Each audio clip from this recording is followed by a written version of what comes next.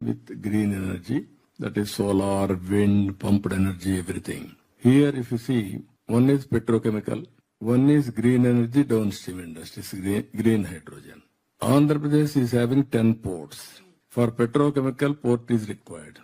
Green energy for export, again, port is required. So both are possible, as you rightly mentioned. Now there is a huge demand also we have to create.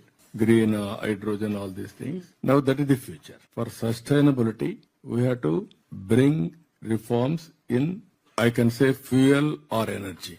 Earlier we are all talking, and also downstream industries, so many chemicals, and also other areas also. Now, as you rightly mentioned, now people are talking about green energy, then how to go for hydrogen, ammonia, all these things. If necessary, how to convert again power.